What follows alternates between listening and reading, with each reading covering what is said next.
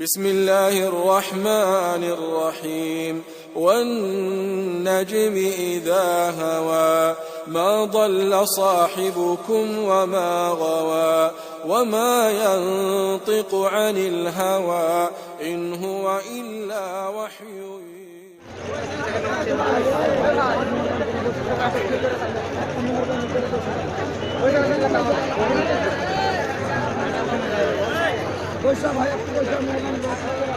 अस्सलामु अलैकुम वरहमतुल्लाहि वबरकातुह।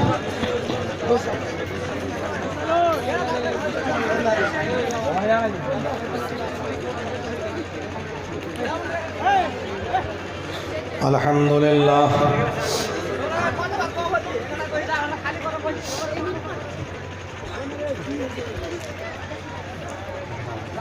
अल्हम्दुलिल्लाह नहमदुहु व नस्तईनुहु व नस्तगफिरुह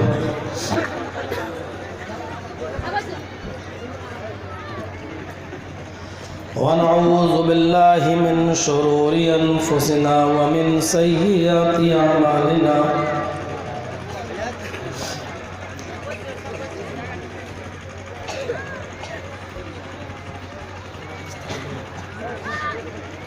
मन यहदिहिल्लाहु फला मुज़िल्ल लहु व मन युज़लिल्हु फला हादिय लहु।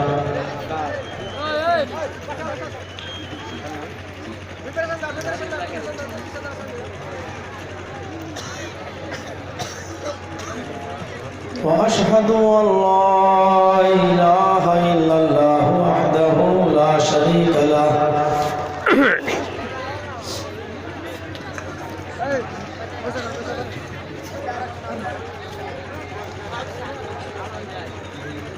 व अशहदु अन्न मुहम्मदन अब्दुहु व रसूलुहु।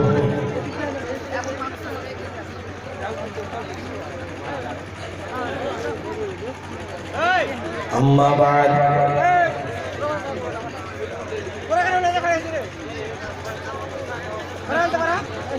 फ़इन्न खैरल हदीस किताबुल्लाह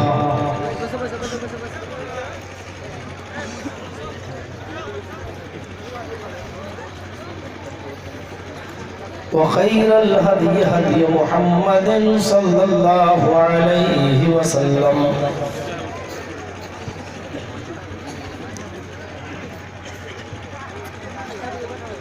व शर्रुल उमूरि मुहदसातुहा व कुल्लु मुहदसतिन बिदअह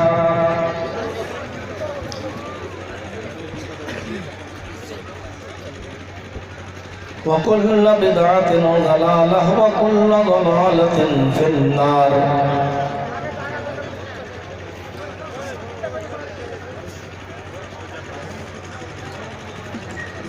अऊज़ु बिल्लाहि मिनश शैतानिर रजीम।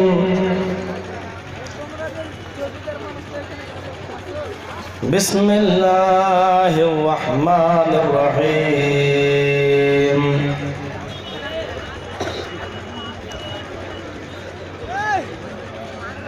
क़द अफ़लहल मुअमिनून अल्लज़ीना हुम फ़ी सलातिहिम ख़ाशिऊन वल्लज़ीना हुम अनिल लग़्वी मुअरिज़ून वल्लज़ीना हुम लिज़्ज़काति फ़ाइलून वल्लज़ीना हुम लिफ़ुरूजिहिम हाफ़िज़ून।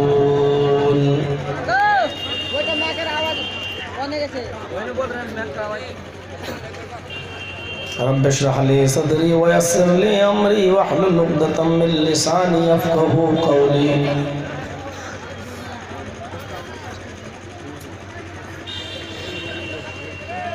स्टेज पर तशरीफ़ फरमा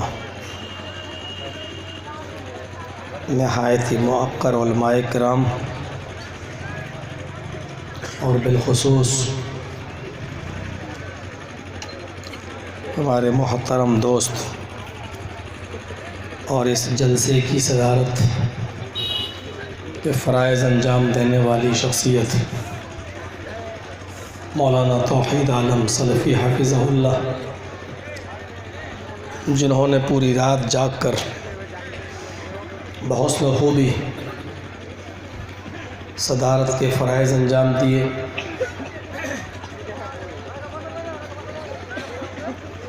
और इस जलसे को जमाए रखा, आप लोगों को बांध के रखा,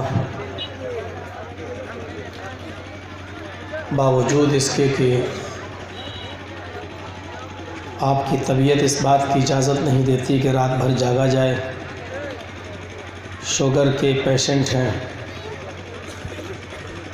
अल्लाह ताला आपको शिफाए कामला और आजिला अता फ़रमाए, आपकी सेहत और तंदुरुस्ती को बहाल फ़रमाए और दीन का मज़ीद काम आपसे ले और उसको कबूल फ़रमाए। और हमारे मोहतरम दोस्त मौलाना अबुल कलाम सल्फ़ी हफ़िज़हुल्लाह, जिन्होंने मुझसे पहले और उस तकरीर से पहले जो अभी बांग्ला ज़बान में आपके सामने हो रही थी, उससे पहले आपके सामने ख़िताब किया और नहायत ही अहम मौजू पर गुफ्तगू की। अल्लाह मौसूफ़ की उम्र दराज फरमाए। हमें कहने के साथ साथ हम सब को और आपको भी, कहने वालों को भी और सुनने वालों को भी अमल की पूरी पूरी तौफ़ीक़ अता फ़रमाए। और मुबारकबाद पेश करता हूँ उन नौजवानों को जिन्होंने इस बस्ती में एक ख़ूबसूरत प्रोग्राम का इनेकाद किया। शायद मस्जिद के सिलसिले में ये प्रोग्राम रखा गया, मस्जिद की तामीर के लिए प्रोग्राम रखा गया। और आप लोगों को भी कि जिन्होंने इसमें बढ़ चढ़ कर हिस्सा लिया, या जो लोग अभी नहीं ले सके वो ले सकते हैं, या मज़ीद और लेना चाहें तो इस हदीस के पेश नज़र कि मम बना लिल्लाहि मस्जिदन बनल्लाहु लहू बैतन फिल जन्नह, जो दुनिया में अल्लाह के लिए कोई मस्जिद बनाएगा, अल्लाह के लिए कोई उसका घर आबाद करेगा, तो जन्नत के अंदर अल्लाह ताला उसके लिए घर बनाएगा। ये बहुत बड़ी नेमत है। ये मौका अल्लाह तबारक व तआला ने आपको दिया है, तो बढ़ चढ़ कर इसमें हिस्सा लीजिए और जन्नत के अंदर अपने घर को बनाने में, अगर आप चाहते हैं कि हमारा घर जन्नत में बने, तो उसके लिए आपको अल्लाह के इस घर का ताउन करना होगा। अल्लाह ताला हमें इसकी पूरी पूरी तौफ़ीक़ अता फ़रमाए और कबूल फ़रमाए। ये इलाक़ा जहाँ ये प्रोग्राम रखा गया है, हमारे नज़र में बड़ा हसास इलाक़ा है।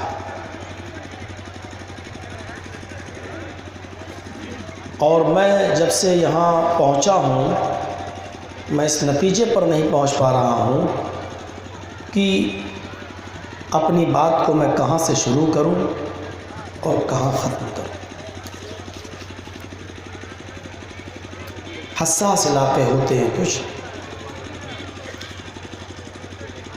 चारों तरफ शिर्क व बिदअत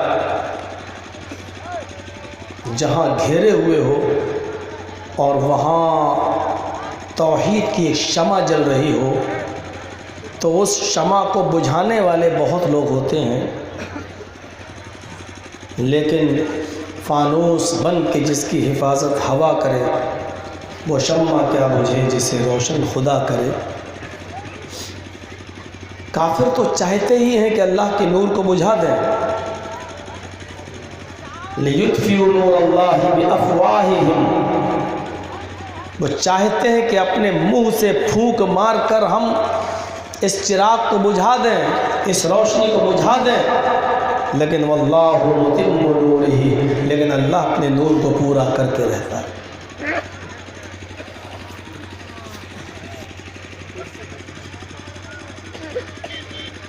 हम जिस मज़हब के पैरोकार हैं, उस मज़हब का नाम इस्लाम है। और इस्लाम के बारे में अल्लाह ताला ने ये नहीं कहा कि बस जो मर्ज़ी चाहे उतना अमल कर लो और जो मर्ज़ी न चाहे उस पर अमल मत करो, ये नहीं कहा, बल्कि ये फरमाया या अय्युहल्लज़ीना आमनु दुखुलू फिस्सिल्मि काफ़ा, ईमानो वालो तुम पूरे के पूरे इस्लाम के अंदर दाखिल हो जाओ, पूरे के पूरे इस्लाम के अंदर दाखिल हो जाओ। हम अपने गरीबानों में झांकें, अपने मुआशरे का जायज़ा लें, अपनी सोसाइटी का जायज़ा लें, तो हम 2% भी इस्लाम के अंदर दाखिल नहीं पाए जाते। इस्लाम ये कहता है कि 100% इस्लाम के अंदर दाखिल हो जाओ। इस्लाम ये कहता है कि पूरे के पूरे इस्लाम के अंदर दाखिल हो जाओ। इन्न दीन इंदल्लाहिल इस्लाम, अल्लाह के नज़दीक सबसे पसंदीदा और बेहतरीन मज़हब इस्लाम है। वमन यब्तगी गैरल इस्लामी दीनन फलन युक़बल मिन्हु व हुवा फ़िल आखिरति मिनल खासिरीन। इस्लाम को छोड़कर अगर कोई दूसरा दीन, कोई दूसरा रास्ता तलाश करोगे तो वो कबूल नहीं किया जाएगा और आखिरत के अंदर तुम खसारा उठाने वालों में से हो जाओगे। आदम अलैहिस्सलातु वस्सलाम से लेकर मुहम्मदुर रसूलुल्लाह सल्लल्लाहु अलैहि वसल्लम तक जितने भी पैगंबर, जितने भी नबी, जितने भी आए रसूल, उन तमाम नबियों का यही मिशन था, यही पैगाम था, यही दावत थी।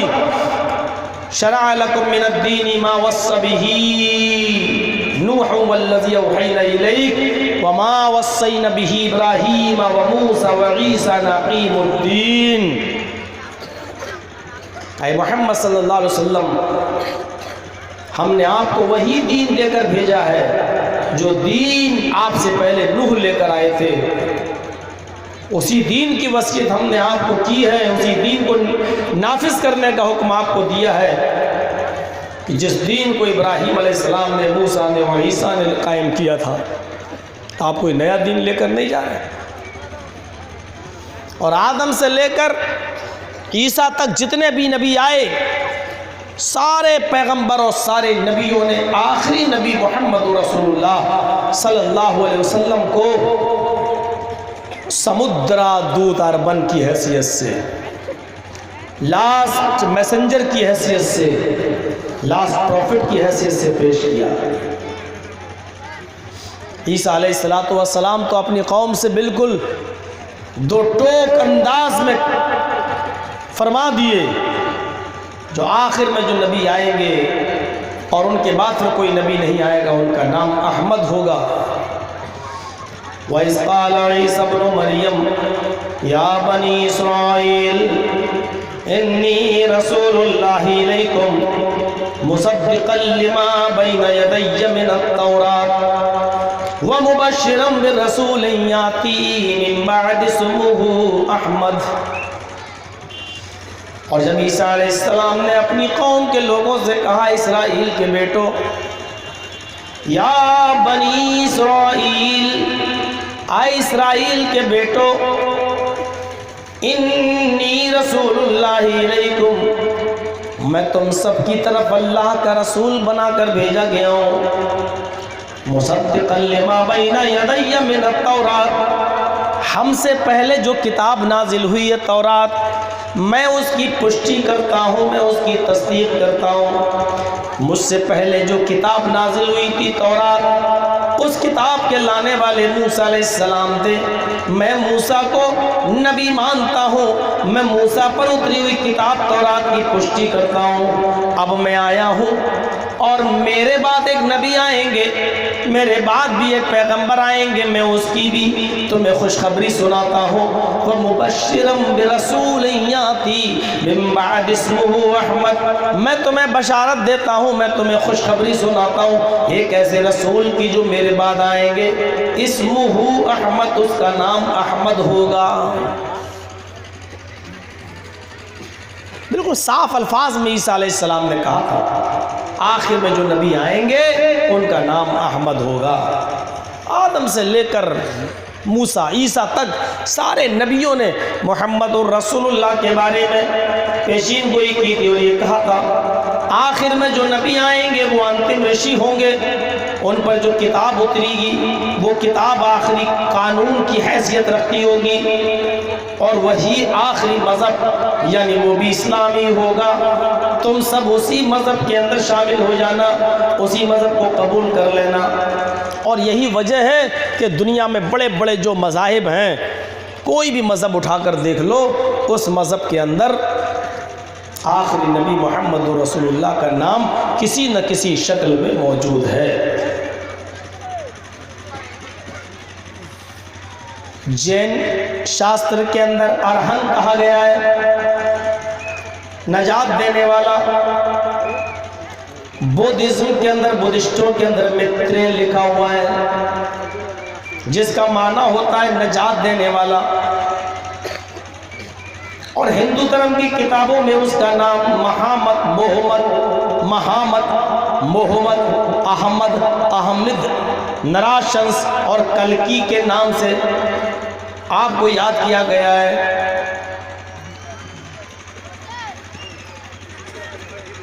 और गुनाहों का मिटाने वाला कल्की अवतार भी कहा गया है। गुनाहगारों पापियों को सिफारिश करके जन्नत में ले जाने वाला भी बताया गया है। अरबी में उसके लिए लफ्ज़ इस्तेमाल होता है शफीउल मुज़नबीन, गुनाहगारों की शिफात करने वाला। हिंदू धर्म ग्रंथों के अंदर 64,000 नबियों पैगंबरों के आने का सबूत मिलता है। हिंदू धर्म ग्रंथों में 64,000 पैगंबरों के, ऋषियों के आने का सबूत मिलता है, लेकिन 24 रसूल, 24 नबी बड़े महान बताए जाते हैं। और अंतिम ऋषि को भी जोड़ लिया जाए, आखिरी नबी को भी जोड़ लिया जाए तो 25 नबी बड़े महान बताए गए हैं। ताज्जुब है जो बड़े बड़े नबियों के नाम हिंदू धर्म ग्रंथों में आए हैं, वेदों में आए हैं। 24 कुरान के अंदर भी 24 बड़े नबियों का नाम जिक्र किया गया है। कुरान में भी जिन नबियों का जिक्र हुआ उनकी गिनती है 24। और हिंदुओं में अंतिम ऋषि को जोड़ लिया जाए, कल्की को जोड़ लिया जाए तो 25। कुरान में मोहम्मद रसूलुल्लाह को जोड़ लिया जाए तो 25 नबियों का जिक्र कुरान के अंदर भी मौजूद है। वेदों में 25 नबियों का जिक्र और कुरान में 25 नबियों का जिक्र का होना, वेदों में जिन नबियों का नाम आना, कुरान में भी उन्हीं नबियों का नाम आना, ये हमें बतला रहा है कि कहीं हमारी और हिंदू भाइयों की बहुत गहरी दोस्ती है, कहीं से लूज पॉइंट हुआ है जिसकी वजह से हम बट गए। उस लीकेज को देखने की ज़रूरत है, उस लूज पॉइंट को समझने की ज़रूरत है। अगर हमने वो लूज पॉइंट ढूंढ लिया, वो लीकेज कहाँ से हो रहा है, अगर हमने उस लीकेज को ढूंढ लिया तो यकीन मानिए कि हिंदू और मुसलमानों के दरमियान बढ़ी हुई दूरियां ख़त्म हो जाएं। आपके यहाँ इब्राहिम को ब्रह्मा के नाम से जाना जा रहा है, हमारे यहाँ उसी का नाम अब्राहम को इब्राहिम के नाम से जाना जा रहा है। आपके यहाँ जिसको मूसा कहा जा रहा है, हमारे यहाँ उसको मूसा कहा जा रहा है। आपके यहाँ जिसको यीशु कहा जा रहा है, हमारे यहाँ उसको ईसा कहा जा रहा है। थोड़ा से लफ्ज़ों का मतभेद है, वरना बातें एक ही हैं। आपके यहाँ जिसको मनु कहा जा रहा है, हमारे यहाँ उसको नूह कहा जा रहा है। आपके यहाँ जिसको गणेश कहा जा रहा है, हमारे यहाँ उसको इस्माइल कहा जा रहा है।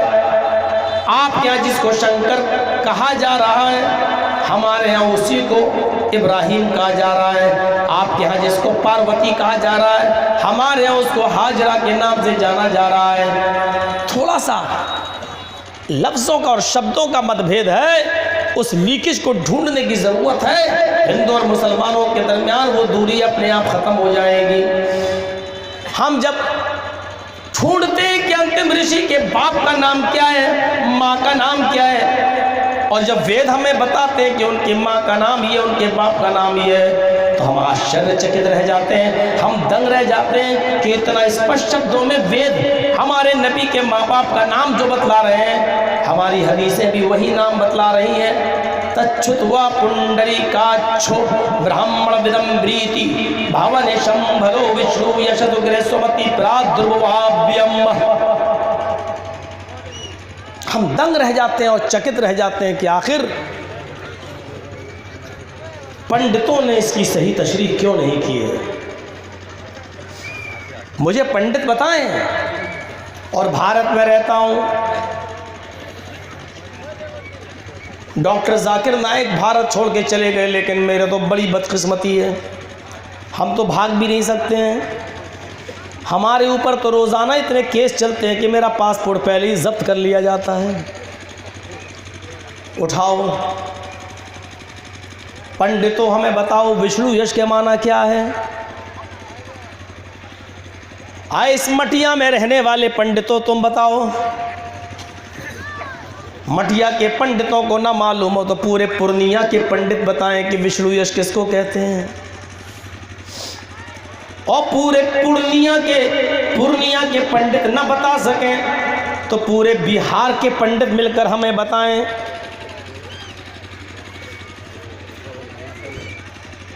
अब तो मोदी और नीतीश दोनों एक दूसरे की गोदी में बैठे हुए हैं।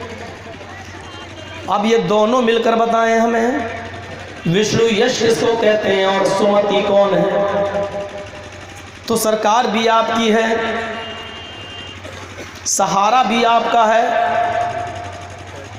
पंडितों की मनमानी चल रही है। सारे पंडित अब मोदी जी की गोद में बैठे हुए हैं। अब तो हमें बता दो कि विष्णु यश का माना क्या है, अब तो हमें बता दो सुमति का माना क्या है। और पूरे बिहार के पंडित मिलकर जवाब ना दे सकें तो पूरे भारत के पंडितों को चैलेंज।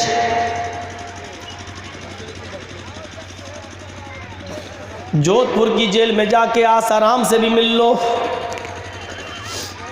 हरियाणा की जेल में जाके बाबा राम रहीम से भी मिल लो और पूछो कि विष्णु यश का माना क्या है, सुमति का माना क्या है। हमें कोई एक तो जवाब दे दो। तच्छ्रुत्वा पुंडरीकाक्षो ब्राह्मण विदम्ब्रीति भावने शंभरो विष्णु यशदुग्रे सुमति प्रादुर्भाव्यम। ये मंत्र तो आज भी आपकी किताबों में लिखा हुआ है, बताओ क्या है इसका माना। पुंडरीकाक्ष ने बताया कि भगवान कल्कि के पदार्पण के पश्चात कल्कि का जन्म ब्राह्मण खानदान के अंदर होगा, अंतिम ऋषि का जन्म ब्राह्मण खानदान के अंदर होगा। तच्छ्रुत्वा पुंडरीकाक्षो ब्राह्मण विदम्ब्रीति। अंतिम ऋषि, अंतिम रसूल, आखिरी नबी, अंतिम ऋषि, आखिरी रसूल ब्राह्मण खानदान में आएगा। शंभलो शांति वाले स्थान में शंभल ग्राम में आएगा। और विष्णु यशदुग्र है, वो विष्णु यश के घर में पैदा होगा। बाप का नाम विष्णु यश होगा और सुमति के पेट से, सुमति के गर्भ से पैदा होगा, यानी सुमति अपने पेट से उसको पैदा करेगी, यानी माँ का नाम सुमति होगा। मुझे बताएं कि विष्णु यश कौन है और सुमति कौन है। मोहम्मद साहब ब्राह्मण खानदान में पैदा हुए, मुसलमान लोग कुछ नहीं कहेंगे, लेकिन आपके गांव में जो एक दूसरा मदरसा है ना, वहाँ के मौलवी फतवा दे देंगे। मौलवी जर्जीज ने कह दिया कि मोहम्मद सल्लल्लाहु अलैहि वसल्लम ब्राह्मण खानदान में पैदा हुए। अब इन अकल के पट्ठों को कौन बताए। मेंढक कुएं में रहता है तो उसको ये मालूम है यही पूरी दुनिया है, कुएं से निकले तो है नहीं बेचारे बाहर। ब्राह्मण खानदान, ब्रह्मा मीज ब्रह्मांड का रचयिता और रचनाकार, क्रिएटर ऑफ यूनिवर्स, खालिके कायनात, नीले जगत का स्वामी, ये माना होता है ब्रह्मा का। और उसी से बना ब्राह्मण, अल्लाह वाला ब्राह्मण। अल्लाह को पहचानने वाला, अल्लाह की भक्ति करने वाला। मुहम्मदुर रसूलुल्लाह का जन्म उसी ख़ानदान में हुआ जो लोग बड़े अल्लाह वाले थे, अल्लाह की भक्ति करने वाले थे। ये अलग बात है कि कौम इब्राहीमी में बहुत सी बिदात दाखिल हो गई थी और बहुत सी खुराफातें दाखिल हो गई थी, इसलिए ये बेचारे भी दीन से भटक गए थे। अब्दुल मुत्तलिब के घर वाले, अबू तालिब के घर वाले, ये थोड़ा सा दीन से भटक गए थे। 360 बुतों की पूजा हो रही थी खाने काबा में रखे हुए, लेकिन तवाफ खाने काबा का होता था, नमाज भी खाने काबा में पढ़ी जाती थी। और काफिरीन मक्का, अरब के काफिर अपने बच्चों का खतना भी कराते थे, हज भी करते थे। सुनिए, उनके घर जब बच्चे पैदा होते थे तो उन बच्चों का अकीका भी किया जाता था। खुद मुहम्मदुर रसूलुल्लाह जो दीन इब्राहीमी के अंदर पैदा होते हैं, उनके पैदा होने के बाद 7वें दिन उनके दादा अब्दुल मुत्तलिब ने, अल्लाह के नबी के दादा अब्दुल मुत्तलिब ने नाम रखा मोहम्मद, और मोहम्मद सल्लल्लाहु अलैहि वसल्लम का खतना भी कराया। 7वें दिन खतना भी होता है और नाम भी रखा जाता मोहम्मद। ये नाम अरब के अंदर बड़ा अजीब सा नाम था। ये दादा अब्दुल मुत्तलिब ने नाम रखा मोहम्मद, 7वें दिन खतना भी कराया। मेरे भाइयों, अरब के काफिरीन मक्का खतना भी कराया करते थे, हज भी किया करते थे, तवाफ भी करते थे, नमाज भी पढ़ा करते थे।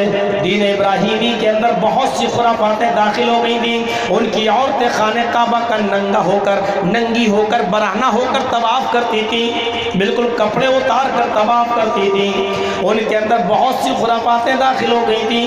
कोई भी मर्द जब किसी औरत से शादी करता था तो वो लड़की अपने दूल्हा के पास, अपने शौहर के पास रात नहीं गुजारती थी। शादी के बाद वो शौहर अपनी बीवी को किसी दूसरे मर्द के पास भेज देता था, और वो लड़की, वो बीवी उस मर्द के पास उतने दिन रहती थी जब तक कि उस आदमी का हमल उससे न ठहर जाए। फिर ये अपनी बीवी को अपने पास बुला लेता था।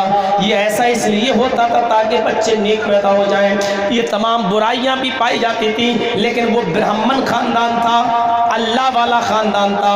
और उसी ब्राह्मण खानदान के अंदर, उसी अल्लाह वाली कौम के अंदर, उसी सबसे ऊंची वंशों, सबसे उच्च वंश के अंदर और ऊंची जात के अंदर मुहम्मदुर रसूलुल्लाह पैदा होते हैं।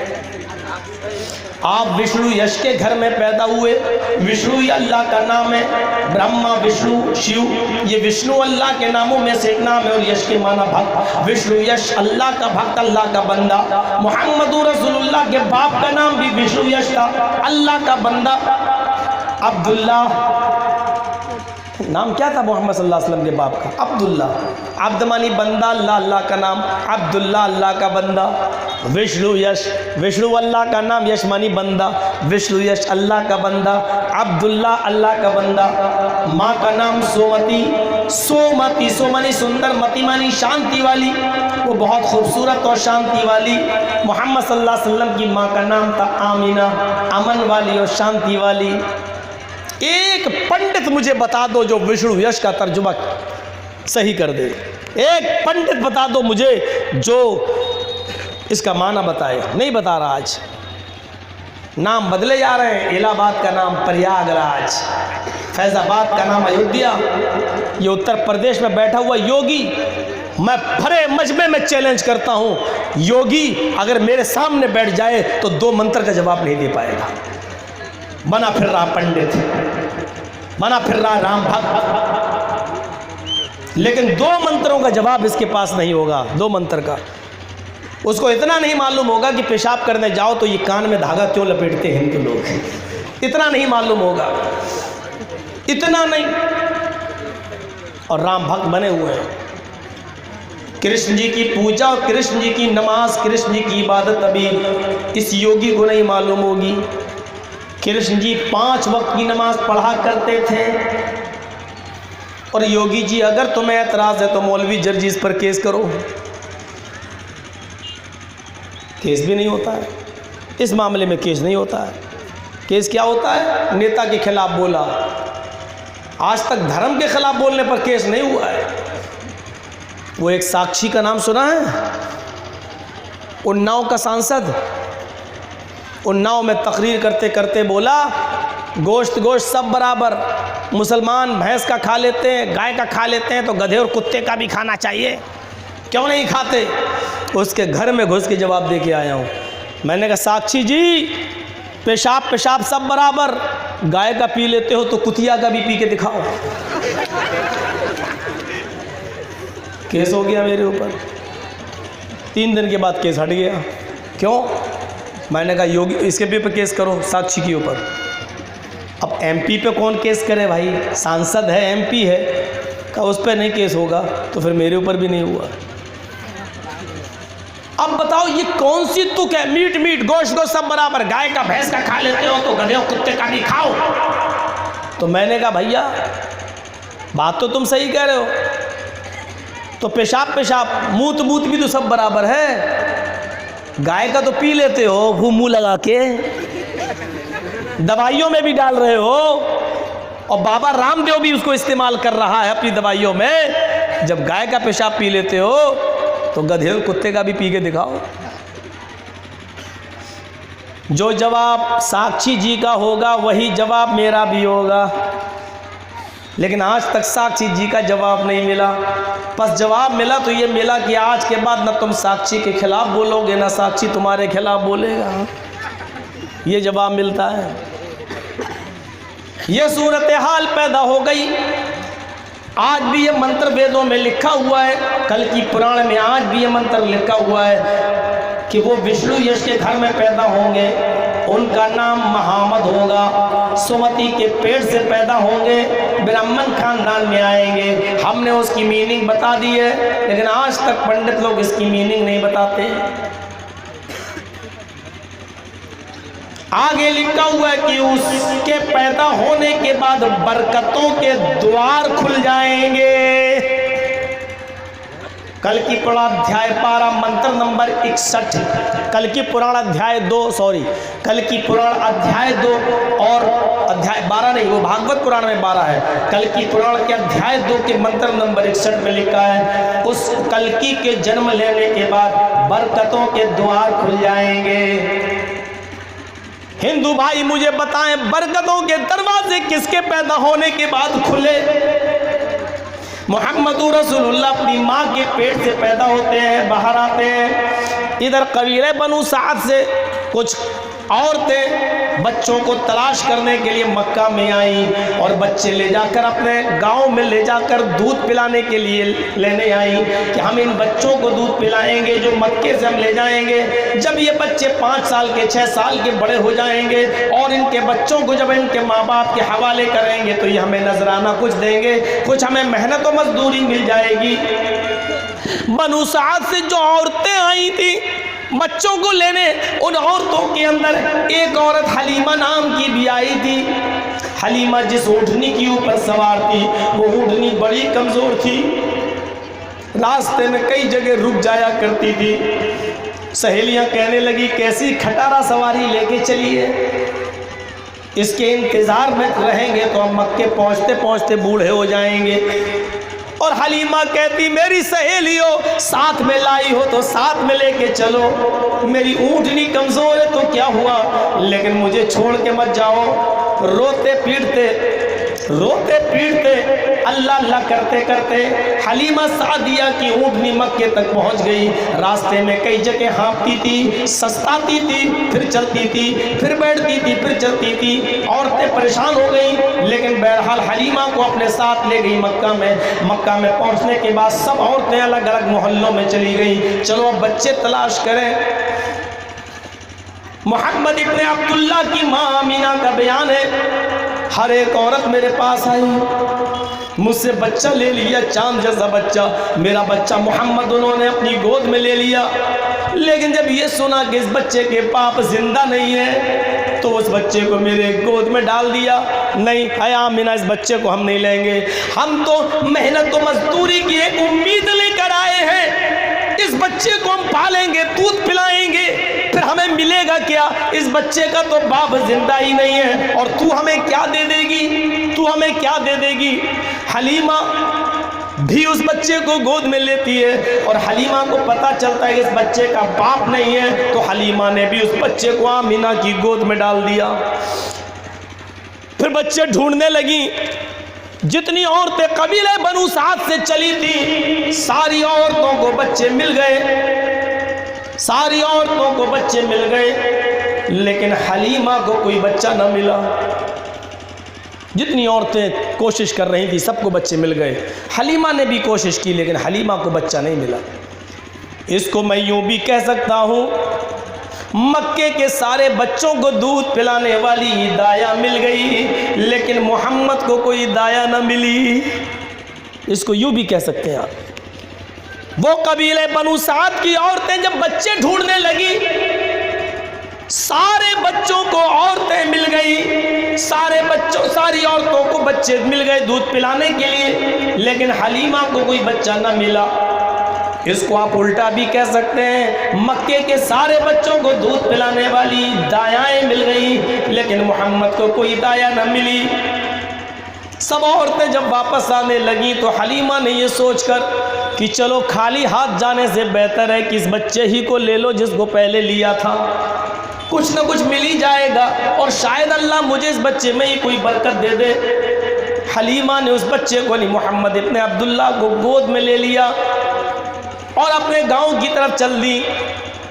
वही ऊँटनी, जो ऊँटनी गांव से आते वक्त सस्ताती थी, हाँफती थी, बैठ जाती थी, खटारा सवारी थी, लेकिन हलीमा ने जब मोहम्मद इब्ने अब्दुल्ला को अपनी गोद में लिया और उस बच्चे को लेके जब उस ऊँटनी के ऊपर बैठती हैं तो वो ऊँटनी हवा से बातें करने लगती है, वो सवारी हवा से बातें करने लगती है। मैं इसको यूँ कह सकता हूँ, अभी तक हलीमा की सवारी पैसेंजर गाड़ी की तरह चलती थी, लेकिन मोहम्मद को गोद में लेकर जब हलीमा उस ऊँटनी के ऊपर बैठी तो वो ऊँटनी राजधानी एक्सप्रेस की तरह बातें कर रही है, रुकने का नाम नहीं लेती है, दौड़ती है। वही हलीमा की सहेलियाँ जो पहले ये कहती थी, आए हलीमा कैसी ऊँटनी लेके आई जो रास्ते में दम तोड़ती है, बैठ जाती है, अब वही सहेलियां कहने लगी, ओ बिन्ते अबू ज़ुऐब जरा रुक जा,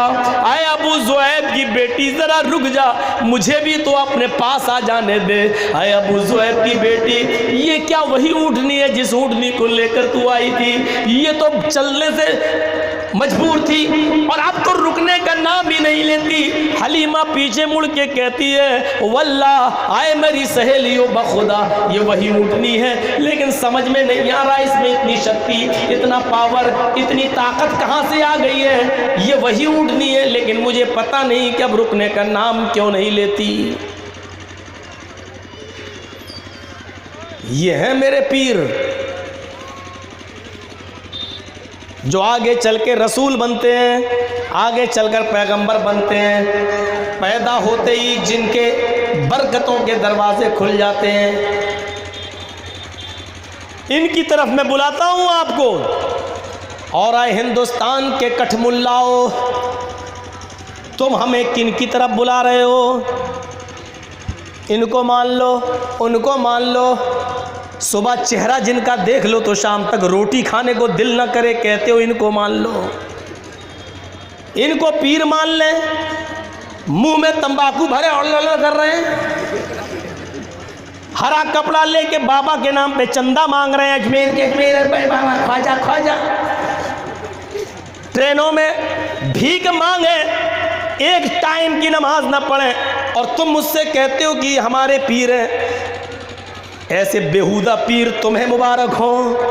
हम अहले हदीसों की झोली में ऐसे पीर मत डालो, ऐसे पीर तुम्हें मुबारक हो। सुना है इस गांव में बड़ा परेशान किया जाता है, सुना है कि हम अहले हदीसों के खिलाफ बहुत बोला जाता है, सुना है कठमुल्ला लोग बड़े उल्टी सीधी बातें करते हैं। मैंने कहा घबराओ नहीं, 100 सुनहार की एक लोहार की।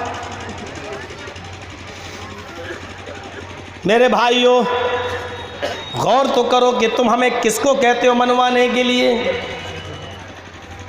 हमारा नबी, हमारा पीर कौन है? चलिए, हलीमा उनको लेकर पहुंच गई अपने कबीले में, अपने गांव में। वो हलीमा की बकरी जो मरियल हो चुकी थी, मरियल बड़ी मुश्किल से थोड़ा सा दूध देती थी। हलीमा अपनी बेटी को दूध नहीं पिला पाती थी, उसकी बेटी को दूध नहीं होता था पूरा बकरी का। हलीमा कहने लगी अपने शौहर से, मेरे शौहर अब क्या होगा? मैं आमिना के बेटे को भी ले आई हूँ, अब्दुल मुत्तलिब के पोते को भी लाई हूँ, अबू तालिब के भतीजे को भी लाई हूँ। एक ही बकरी है मेरे पास, मेरी अपनी बकरी का दूध मेरी बेटी शैमा को नहीं होता है। अब ये मोहम्मद भी आ गए हैं, अब क्या होगा?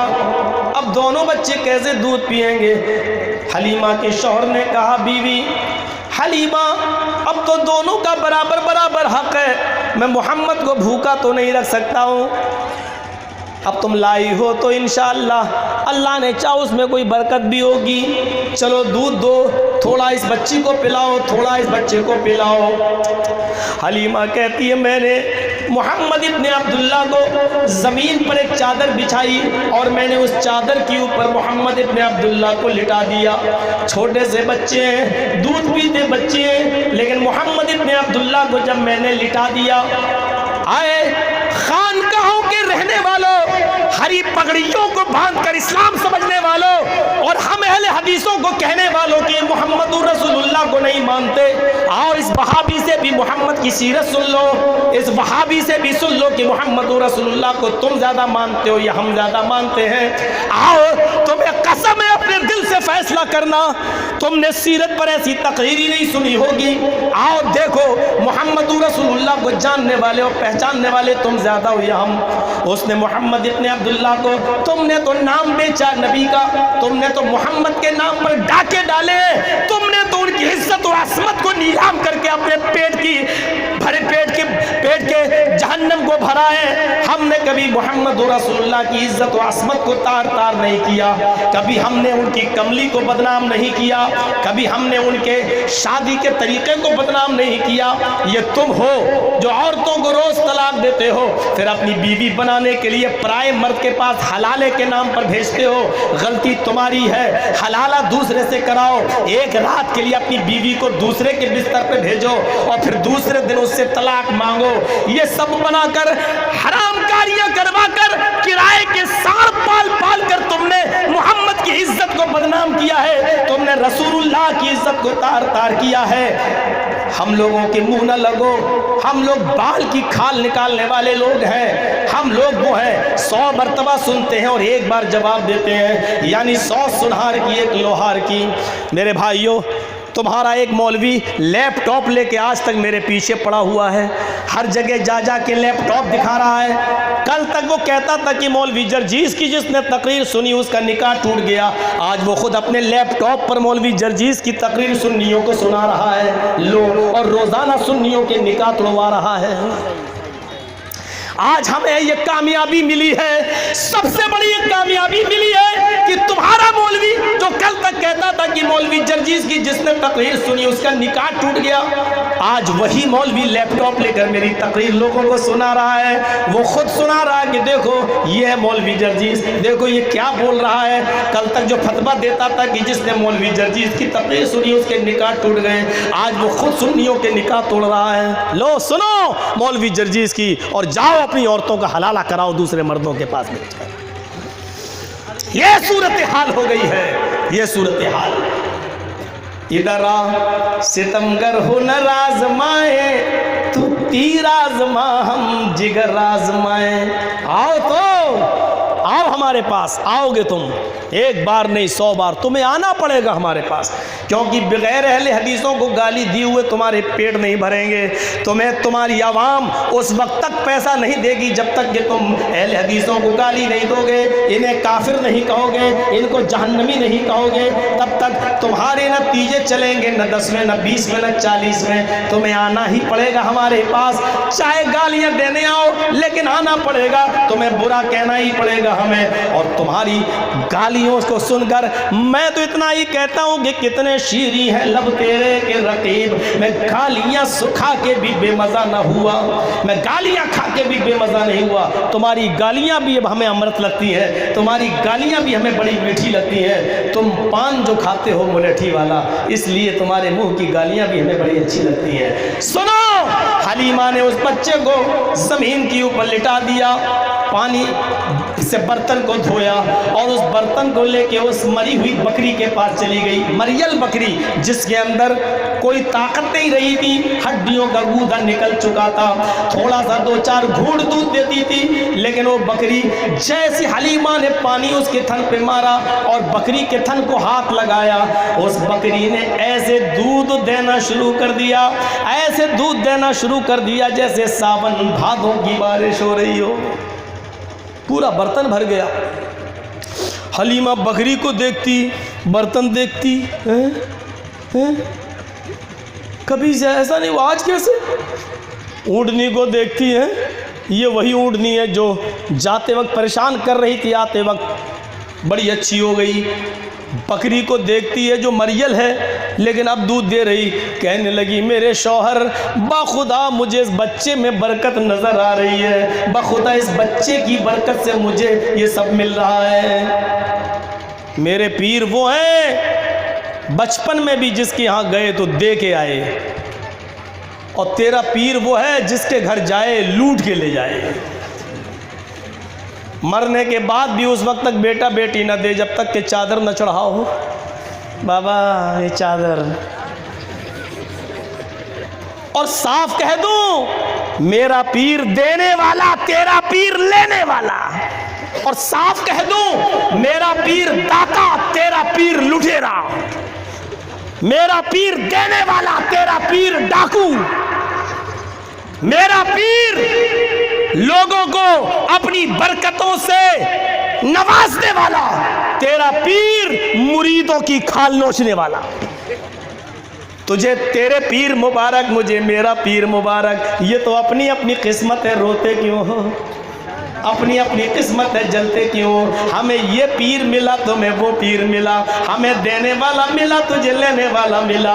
ओ सुन्नियों, हमसे जलते क्यों? अपनी अपनी किस्मत है, ये मेरी किस्मत है, वो तेरी किस्मत है। हम अपनी किस्मत में खुश हैं, तू अपनी किस्मत में खुश हो जा।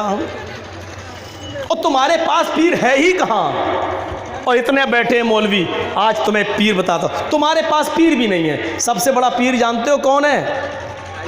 अब्दुल कादिर जीलानी, जिनको तुम क्या कहते हो? गौसे पाक। जानते हो ये पीर किसका है? चोरी किए हो तुम। ये अहले हदीस थे। अपने मौलवियों से पूछ लेना, उनकी किताब बुनियतुत तालिबीन है या नहीं। अब्दुल कादिर जीलानी जब नमाज पढ़ते थे, अल्लाहु अकबर कहकर अपने सीने पर हाथ बांधा करते थे। सुन्नियों सुन लो, तुम्हारा पीर अब्दुल कादिर जीलानी सीने पे हाथ बांधा करते थे। रुकू में जाते थे तो रफुल यदैन किया करते थे, रुकू से उठते थे तो रफुल यदैन किया करते थे। इमाम के पीछे सूरे फातिहा पढ़ा करते थे। इज़ा काल, जब वो कहते थे गैरिल मग़दूबि अलैहिम वलद्दाल्लीन, तो बड़े पीर साहब अब्दुल कादिर जीलानी जोर से आमीन बोला करते थे। ये मैं नहीं कह रहा हूँ, अपने मौलवी से पूछ, उनकी किताब में लिखा है कि नहीं लिखा है बुनियतुत तालिबीन के अंदर। हवाला गलत हो, गर्दन कटाने के लिए तैयार, और अगर सही हो तो तू भी आमीन बोलने वाला बन जा, तू भी सीने पर नियत बांधने वाला बन जा, तू भी रफुल यदैन करने वाला बन जा। जब तेरा पीर ऐसा कर रहा तो तू क्यों नहीं कर रहा है? सिर्फ 11वीं की डेट खाएगा उनके नाम पर, बस सिर्फ बिरयानी खाएगा उनके नाम पर, नमाज उनकी तरह नहीं पढ़ेगा तू। ये कैसा इंसाफ है? खाने में सबसे आगे और नमाज पढ़ने की बारी आए तो सबसे पीछे।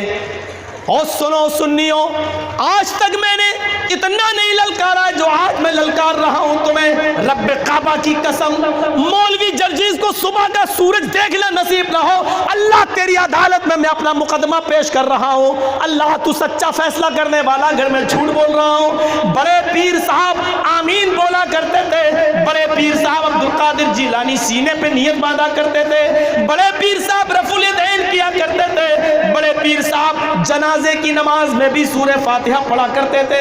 अल्हम्दुलिल्लाहि रब्बिल आलमीन अर्रहमानिर रहीम मालिक यौमिद्दीन। सुन्नियों, तुम्हें तो पीर भी नहीं मिला तुम्हारा, तुमने तो पीर भी लिया तो हम अहले हदीसों का पीर ले लिया है। तुम तो इतने गरीब हो, तुम तो इतने फ़कीर हो, तुम तो इतने कल्लाश हो कि तुम्हें तुम्हारे खानवादे में तुम्हें पीर भी नहीं मिला। तुमने पीर भी लिया तो अहले हदीस पीर लिया, तुमने हमसे हमारा पीर ले लिया, तुमने हमसे हमारा बाबा ले लिया। जो तुम्हें तुम्हारे खानवादे में नहीं मिला, तुम्हें बाबा भी मिला तो अहले हदीस का बाबा। और जानते हो तुम्हारे बाबा ने क्या कहा है, तुम्हारे उस पीर ने क्या कहा है? तुम्हारे पीर ने गुनियतुत तालिबीन में लिखा है 73 फ़िरक़े होंगे। उम्मत मोहम्मदिया बनी इसराइल में 72 थे, मेरी उम्मत में अल्लाह के नबी ने कहा 73। तुम्हारे पीर ने क्या कहा? गुनियतुत तालिबीन पढ़ो मुसलमानों, 72 फ़िरक़े जहन्नमी, एक जन्नती। क्या लिखा अब्दुल कादिर जिलानी ने? और डंके की चोट पर कह रहा हूं, ऐलान करके कह रहा हूं, पीठ के पीछे नहीं, तुम्हारा मदरसा यहां मौजूद है, तुम्हारे मुल्ले मौजूद हैं, तुम्हारे मौलवी मौजूद हैं। लिखो, बड़े पीर साहब ने कहा है 72 फ़िरक़े जहन्नमी, एक जन्नती। पूछा गया अब्दुल कादिर जिलानी से कौन सा फ़िरक़ा जन्नती? कहने लगे हम असहाबुल हदीस, जन्नत में जाने वाले अहले हदीस होंगे। कौन कह रहा है? बड़े पीर साहब। है उनके नाम पर 11वीं की डेग खाने वालों, क्या कहा है बड़े पीर साहब ने? 72 जहन्नमी, एक जन्नती। जन्नत में जाने वाला कौन? कहने लगे अहले हदीस। पूछा गया बिदअतियों की पहचान क्या है? और सुन लो, शब बरात के हलवे खाने वालों सुन लो, मुहर्रम के खिचड़े खाने वालों सुन लो, मरे हुए लोगों के 40वें खाने वालों सुन लो, 10वां और 20वां भी न छोड़ने वालों सुन लो, मुर्दों के नाम के कपड़े लूटने वालों सुन लो, मरे हुए लोगों के भी चीजें खा जाने वालों सुन लो। बड़े पीर साहब से पूछा गया बिदअतियों की पहचान क्या है? कहने लगे बिदअतियों की बहुत पहचानें हैं, बहुत पहचान है। कहा एक तो बता दो। कहा सबसे बड़ी पहचान बता देता हूँ। कहा एक पहचान बता देता हूँ, सबसे बड़ी पहचान बता देता हूँ। कहा बताओ। बड़े पीर साहब ने अब्दुल कादिर जिलानी ने क्या कहा? बिदअतियों की सबसे बड़ी पहचान ये है कि वो अहले हदीस को देखकर जलता होगा। बड़े पीर साहब ने क्या बताया? बिदअतियों की सबसे बड़ी पहचान क्या है? अहले हदीस को देखकर जलता होगा। अहले हदीस को देखकर जलने वाले कौन हैं? फैसला कर लो। बड़े पीर साहब कहते हैं ये बिदअती है।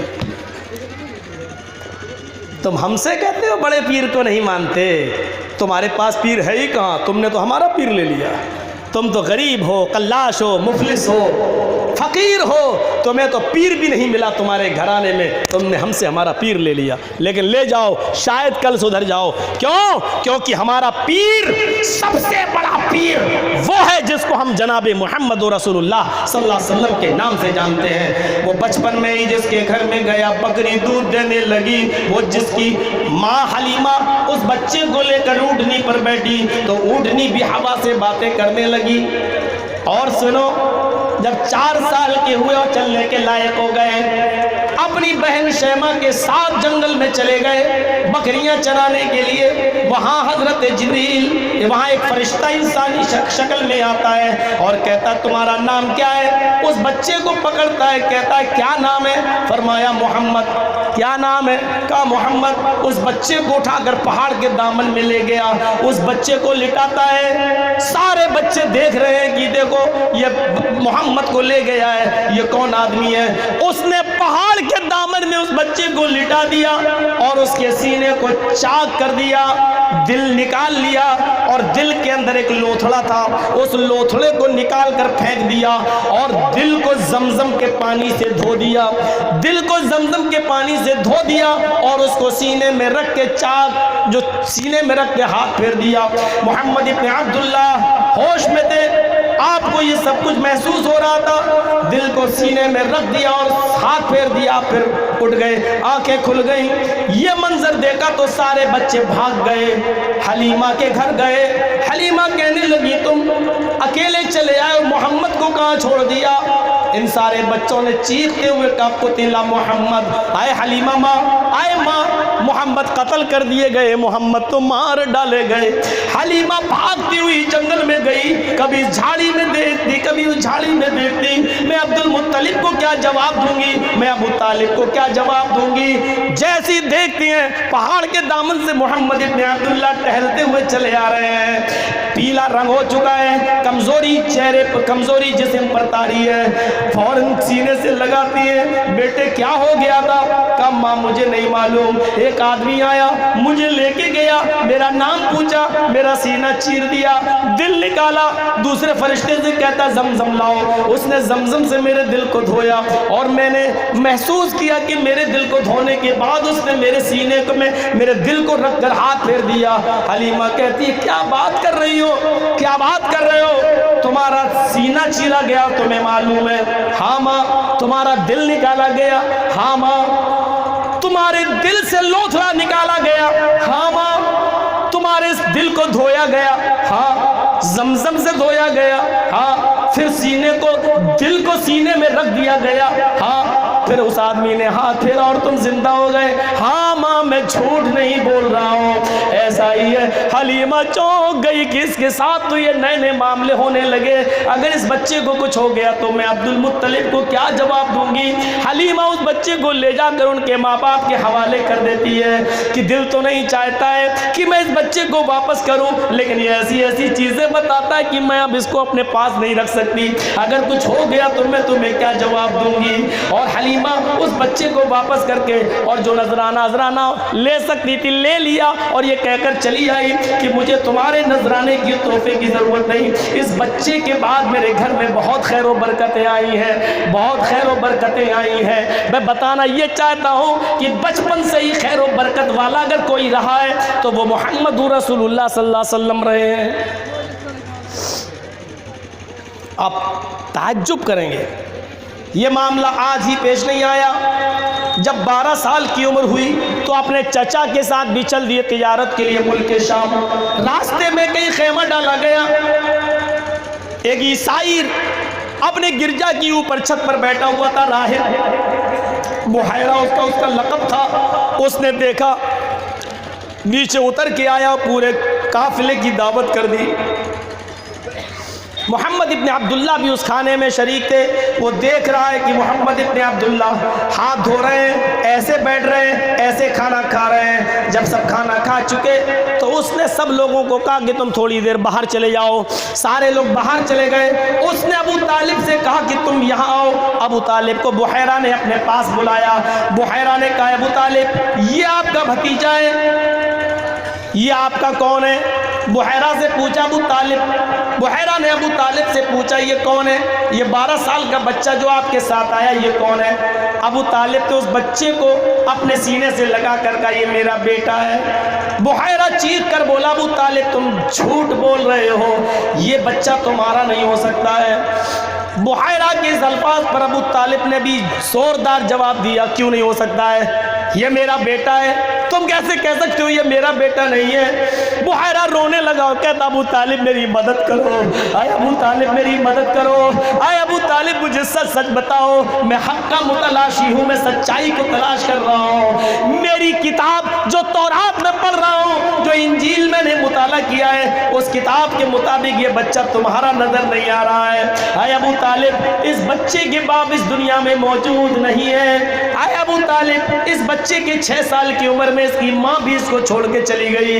अबू तालिब कहते हैं आए बुहैरा तुम जो कुछ भी कह रहे हो बिल्कुल सही कह रहे हो, लेकिन कभी मैंने इस बच्चे को बाप की कमी महसूस नहीं होने दी है। आए बुहैरा ये मेरा बेटा है, बेटा नहीं है तो क्या हुआ भतीजा है, लेकिन ये बेटे से भी बढ़कर है मेरे लिए। मैंने कभी इसको अपने बेटे से जुदा नहीं किया है, अपनी औलाद से इसको मैंने कभी कम नहीं समझा है। बुहैरा कहता है ये एक दूसरा चैप्टर हो गया है, लेकिन ये ओरिजिनल तुम्हारा बेटा नहीं है, इसके बाप इस दुनिया में नहीं है, बल्कि इसके बाप इसके पैदा होने से पहले इंतकाल कर गए। अबू तालिब कहते हैं तुम ठीक कहते हो। फिर बुहैरा कहने लगा आए अबू अबू तालिब मैं तुम्हें वास्ता देता हूँ, मैं तुम्हें कसम देता हूँ, इस बच्चे को यहीं से अपने शहर में वापस करवा दो मक्का, इसको शाम शहर के अंदर लेकर मत जाओ, क्योंकि मैंने इस बच्चे को पहचान लिया कि ये आगे चलकर रहमतुल आलमीन बनेंगे, सैयदुल आलमीन बनेंगे, नबी बनेंगे, रसूल बनेंगे। अगर मुल्क के शाम के लोगों ने भी इस बच्चे को पहचान लिया तो उसको कत्ल कर डालेंगे, इस बच्चे को मार डालेंगे। अबू तालिब ने कहा तुमने ये कैसे पहचान लिया कि ये बच्चा आगे चलकर नबी बनेगा?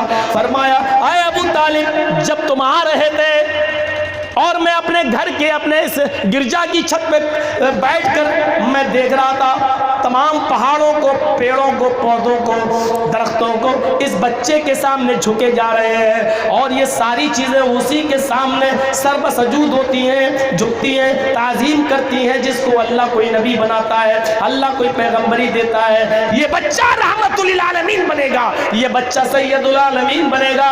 काश उस वक्त तक मैं जिंदा रहता तो सबसे पहले इस बच्चे के ऊपर मैं ईमान लाता, उस जमाने तक मैं जिंदा रहता तो इस बच्चे के ऊपर सबसे पहले ईमान लाने वाला मैं होता। अबू तालिब ने उसको फिर वापस करवा दिया। ये 12 साल की उम्र में नबी अकरम सल्लल्लाहु अलैहि वसल्लम की पहचान बन गई थी कि अबू बुहैरा ने देखकर ही उसको पहचान लिया कि आगे चलकर नबी बनेंगे। ये हालात हम नजर डालें, इसीलिए जरा उस मंत्र के ऊपर भी गौर करके देखें, उस मंत्र के ऊपर भी गौर करके देखें जिस मंत्र के अंदर 8 खूबियां बताई गई हैं, और वो 8 खूबियां किसके अंदर पाई जा रही हैं? अश्वमा शुभमारूहा देवदत्त जगतपति आसिना साधुत मनम षडेश्वर्या वृंदिता, जो अष्टेश्वर्या आया है उनके अंदर 8 खूबियां पाई जाएंगी। वो 8 खूबियां कौन सी हैं? देख लीजिए, वो नबी अकरम के अलावा किसी और में पाई जा रही हो।